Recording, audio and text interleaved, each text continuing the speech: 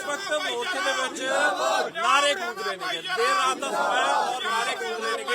ਪੰਜਾਬ ਹਰਿਆਣਾ ਭਾਈਚਾਰਾ ਜ਼ਿੰਦਾਬਾਦ ਨਾਰੇ ਲੱਗ ਰਹੇ ਨੇ। ਇਸ ਵਕਤ ਜਿਹੜੀਆਂ ਦੇਖ ਸਕਦੇ ਹੋ पहरा देंगे ठोक के डल्लेवाल साहब आपकी सोच पे पहरा देंगे ठोक के डल्लेवाल साहब आपकी सोच पे पहरा देंगे ठोक के डल्लेवाल साहब आपकी सोच पे पहरा देंगे ठोक के नारेबाजी पहरा देंगे ठोक के जो खदशात पहरा देंगे ठोक के डल्लेवाल साहब आपकी सोच पुलिस पहरा देंगे ठोक के डल्लेवाल साहब आपकी सोच जगदीश पे सिंह पहरा देंगे ठोक के डल्लेवाल साहब ਵੱਡੀ ਗੂੰਜ ਦੇ ਵਿੱਚ पहरा देंगे ठोक के ਪੰਜਾਬੀ ਬੰਦੇ ਜਿਹੜੇ ਨੇ पहरा देंगे ठोक के रात में अपने साथियों के साथ में नारेबाजी कर रहे हो, क्या कारण है इस वक्त रात को? देखो, जोश और जज्बा बहुत जरूरी होता है किसी भी फौज में अपने मुखिया की रक्षा के लिए।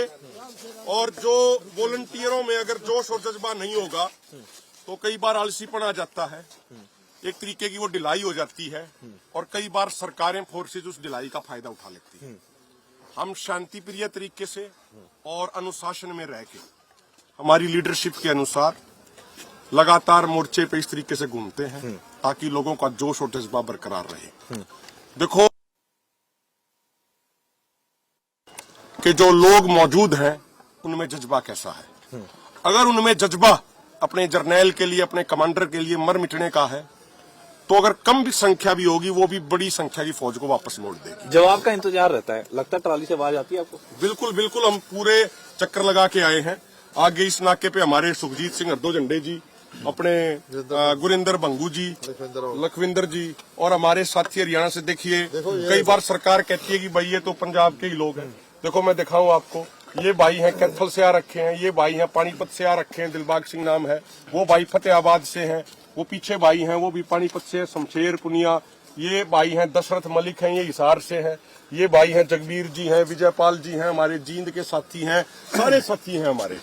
और ये वो लोग हैं जो मतलब जब 13 फरवरी को आंदोलन शुरू हुआ, जब भी इनमें से कईयों को चोट लगी थी पुलिस की हिंसक कार्रवाई में, जो पुलिस ने ज्यादती करी, पुलिस ने तानाशाही करी, और आज भी ये लोग अपनी जान देने को तैयार हैं। इनका एक ही नारा है कि डल्लेवाल जी आपकी सोच पे। जी कैसा लगता है, क्योंकि कई बार जो आपके हरियाणा के मुख्यमंत्री हैं नायब सैनी जी, उनकी तरफ से बयान बहुत बार आया, कहते एक मुखिया को होना बहुत जरूरी है। पंजाब के मुख्यमंत्री की ये जिम्मेवारी बनती है कि वो खुद मुखिया बने, क्योंकि ये अकेला पंजाब का एक जड़ा आंदोलन है। किस तरीके से आप देख रहे हैं, क्योंकि कहते हैं यूपी वाले को तकलीफ क्यों नहीं, कोई और किसान को तकलीफ क्यों नहीं, पंजाब वाले को तकलीफ क्यों? मैं आपको एक चीज बताता हूँ, नायब सैनी जी, उनसे मेरा निवेदन है वो 2 सवालों का जवाब देते हैं। पहला सवाल ये, वो कहते हैं कि 24 फसलों पे हम हरियाणा में एमएसपी गारंटी दे रहे हैं।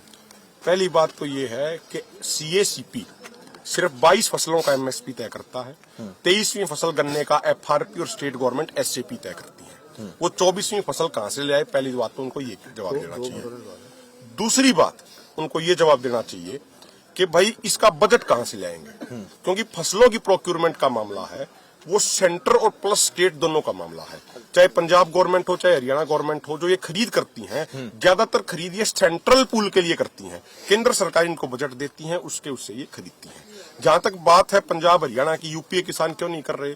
यूपी में भी आंदोलन हो रहा है, अपने तरीके से हो रहा है। बरेली जैसे जिलों में भी डल्लेवाल साहब के समर्थन में ट्रैक्टर मार्च हुए हैं, संभल में भी हुए हैं, मुरादाबाद में भी हुए हैं, नोएडा में भी हुए हैं, सब जगह पे लगातार हो रहे हैं। पंजाब में खासकर सबसे ज्यादा दिखता है, उसके बाद हरियाणा में ज्यादा दिखता है। वो इसलिए दिखता है क्योंकि यहाँ के लोगों का जो डीएनए है वो हजारों साल से इस तरीके का डीएनए रहा है कि ये लड़ाकू लोग हैं। ये कभी भी जुल्म को, तानाशाही को बर्दाश्त नहीं करते। आजादी के आंदोलन में जितने लोग फांसी के फंदे पे झूले थे, उसमें से 92% कुर्बानी संयुक्त पंजाब के लोगों ने दी थी। लेकिन उन्होंने ये नहीं कहा कि हम सिर्फ संयुक्त पंजाब के लोगों के लिए आजादी की लड़ाई लड़ रहे हैं, उन्होंने कहा हम पूरे देश के लोगों के लिए आजादी की लड़ाई लड़ रहे हैं। अब आप ये सवाल पूछे अगर कोई राजनेता, भाई बिहार के लोग क्यों नहीं आ रहे हैं इतनी ज्यादा संख्या में? अरे 2004-5 में आपने मंडी वहां पे खत्म कर दी, तो वहां के किसानों में अब इतना सामर्थ्य नहीं बचा कि वो आके 1 महीना 2 महीना आंदोलन में बैठ पाए। तो बेचारे मजदूर बना दिया आपने, 5-5 एकड़ के किसान आपने मजदूर बना दिए, तो वो कैसे आंदोलनों में आएंगे? आप भी नौजवान हैं, आपको क्या लगता है, क्योंकि 1.5 साल जो चला दिल्ली के ब्रूहों पर धरना प्रदर्शन चला, लगातार किसान बैठे रहे। आपको क्या लगता है, क्योंकि उस समय तो देश पूरा एक हो गया था, विदेश से भी लोग आ रहे थे, सपोर्ट कर रहे थे, लेकिन आज मोर्चे को अपील करने की बार बार क्या लोड पड़ रही है? क्योंकि जगदीश सिंह डल्लेवाल को लेकर लगातार अपील की जा रही है कि कभी भी उठाया जा सकता है, बस से बद नौजवान यहाँ पहुंचे। लगता क्या है आज अपील क्यों करनी पड़ रही है? देखो मैं आपको एक चीज कमी कहाँ बताऊं। रही है? मैं आपको एक चीज बताऊं, थोड़ा सा मैं आपको फैक्चुअली करेक्ट करना चाहूंगा, ठीक है। 2020-21 के आंदोलन में ये सारे लोग थे, हम भी वहां थे, वहां से भी रेगुलर अपील होती थी, कोई भी कार्यक्रम दिया जाता था। ये हर आंदोलन का एक हिस्सा होता है, हर आंदोलन का एक पार्ट होता है, ठीक है।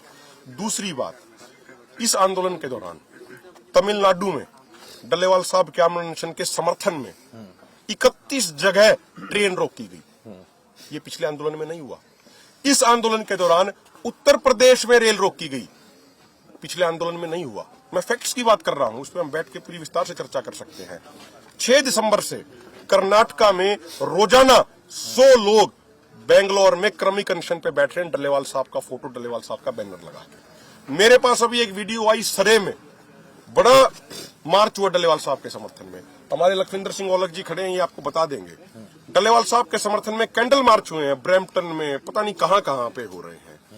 एक इशू क्या है कि जिस तरीके से मुझे आज भी याद है, जो मेरा सामाजिक आंदोलनों में मेरा जीवन शुरू हुआ, वो 2011 में अन्ना हजारे के आंदोलन से हुआ।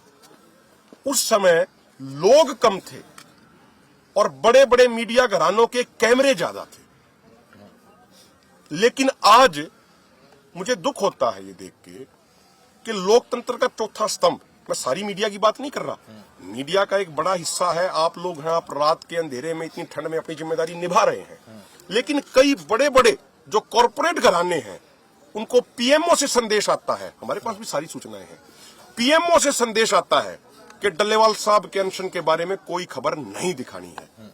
और आज वो एक बड़े जो कॉरपोरेट मीडिया है, वो पूरे तरीके से पीएमओ के, मोदी सरकार के दबाव में है, वो इसको दिखा नहीं रहा है। उस समय मैंने कहा लोगों से ज्यादा कई बार कैमरे होते थे बड़े बड़े मीडिया घरानों के, और आज लोगों की आवाज को एक तरीके से आगे पहुंचाने की बजाय मीडिया दबाने का काम कर रहा है। अदरवाइज मैं आपको बता, मैं वही पूछ रहा हूँ कि रुचि कहीं कम हुई है लोगों की, क्योंकि खासतौर पर जो देखा गया, आज भी कई थावों पे हंगामे हुए, जो आप लोग भी जिसका चर्चा कर रहे थे, कई थावों पर हुए हैं, उसका कारण क्या रहा, क्या निचोड़ निकाला? देखो मैं आपको एक चीज बता देता हूँ, 14 साल मुझे हो गए सामाजिक जीवन में। हमारे बड़े भाई खड़े हैं, सुखजीत जी खड़े हैं और साथी खड़े हैं, ये आपको बता भी देंगे। मैंने अपने 14 साल के सामाजिक जीवन में बहुत बंद देखे।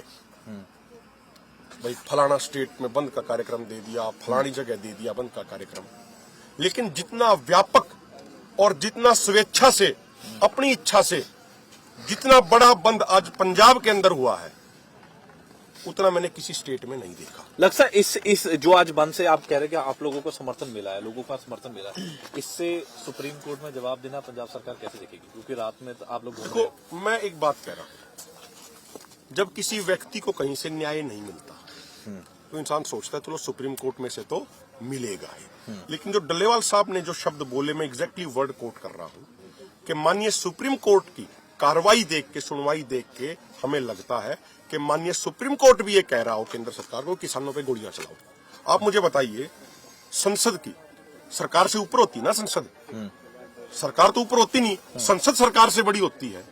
मोदी जी जब मई 2014 में 20 मई 2014 को पहली बार संसद की बिल्डिंग में घुसे थे, तो वो लंबे लेट के दंडवत प्रणाम करके कह रहे थे कि मैं लोकतंत्र के रूपी जो ये संसद रूपी मंदिर है, मैं इसमें आ रहा हूं। ठीक है, तो मेरा कहने का मतलब ये है, आज उसी संसद की जो परमानेंट कमेटी ऑन एग्रीकल्चर है, उसने अपनी रिपोर्ट में कह दिया कि भाई एमएसपी गारंटी कानून बनना चाहिए, और सर्वसम्मति से कह दिया, जिसमें मेजोरिटी सांसद बीजेपी के हैं। उसके बावजूद संसद की उस कमेटी की रिपोर्ट को स्वीकार नहीं किया जा रहा। माननीय सुप्रीम कोर्ट की जो कमेटी है, उसने अपनी इंटरिम रिपोर्ट में कह दिया कि एमएसपी गारंटी कानून होना चाहिए, उसको भी स्वीकार नहीं किया जा रहा। और बाकी मैं निवेदन करूंगा, जो हमारे साथी हैं, सुखजीत सिंह जी हैं, लगता है आपको जवाब दे पाएगी सुबह पंजाब सरकार? क्योंकि जिस तरीका का खदशा आप लोगों का था, देखो, हमें वजह से आप लोग रात में घूम रहे हो, नारेबाजी कर रहे हो, इसका मतलब यही है कि आप पहरा दे रहे हो। देखो मैं आपको एक बात कह रहा हूं, सरकारों को, चाहे केंद्र सरकार हो, चाहे राज्य सरकारें हो, और संवैधानिक संस्थाओं को ये तय करना पड़ेगा कि क्या हमारे मुल्क में, जिसको दुनिया का सबसे बड़ा लोकतंत्र कहा जाता है, क्या उस दुनिया के सबसे बड़े लोकतंत्र में अहिंसा के सिद्धांतों के साथ, नॉन वायलेंस के सिद्धांतों के साथ आंदोलन करने का हक है या नहीं है, ये उनको इस सवाल का जवाब उनको देना पड़ेगा। और अगर वो अहिंसा के प्रिंसिपल्स पे भी आंदोलन नहीं करने देते, तो उसके बाद अगर वो हमारी लाशों के ऊपर से गुजर के जाना चाहते हैं डल्लेवाल साहब के नजदीक तक उनको गिरफ्तार करने के लिए, वो जा सकते हैं। और जहां तक बात रही पूरी रात नारेबाजी की, मैं आपको बताऊं, आज से नहीं 10 दिनों से कोई लीडर यहाँ पे, जितने भी ये नौजवान आते हैं, ये नौजवान अपना खेती भी संभालते हैं, ये अपने कोई पढ़ाई भी करते हैं, लेकिन रात को स्पेशली इसीलिए आते हैं कि डल्लेवाल साहब की कॉल है। दूर दूर के गांव से 10-10, 20-20 के ग्रुप में आते हैं। ज्यादातर साथी हरियाणा के हैं, ये जो अपने इस टोली में चल रहे हैं। आगे भी हरियाणा के भी साथी बैठे हैं, पंजाब के तो बहुत बड़ी संख्या में, हजारों की संख्या में यहाँ पे साथी हैं, राजस्थान के भी सैकड़ों की संख्या में साथी आए हुए हैं। तो लगातार 10 दिनों से कोई सोया नहीं है, सबकी आंखों में नींद है, लेकिन सबके मन में एक प्रेरणा ये है कि जब डल्लेवाल साहब अगली पीढ़ी के भविष्य को बचाने के लिए भोजन त्याग सकते हैं 35 दिनों तक, तो हमें अपनी नींद त्यागने में क्या दिक्कत है, उस सोच के साथ चल रहे हैं। बाकी हमारे साथी हैं सुखजीत जी, भंगू साहब। बहुत बहुत धन्यवाद। तो बिल्कुल रात ਨੂੰ ਮੋਰਚੇ ਦੀ ਤਸਵੀਰ ਹੈ ਔਰ ਨਾਅਰੇਬਾਜ਼ੀ ਲਗਾਤਾਰ ਕੀਤੀ ਜਾ ਰਹੀ ਹੈ। ਹਰਿਆਣੇ ਦੇ ਜਿਹੜੇ ਕਿਸਾਨ ਨੇ ਇਸ ਵਕਤ ਨਾਅਰੇਬਾਜ਼ੀ ਕਰ ਰਹੇ ਨੇ ਔਰ ਮੋਰਚੇ ਦੇ ਵਿੱਚ ਘੁੰਮ ਰਹੇ ਨੇ।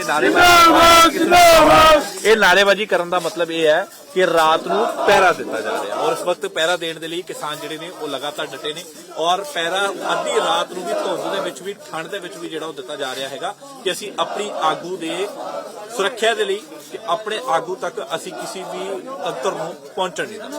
ਕੈਮਰਾ ਪਰਸਨ ਜੱਗੀ ਦੇ ਨਾਲ Dampreet Singh, PTC news, Khanauri border.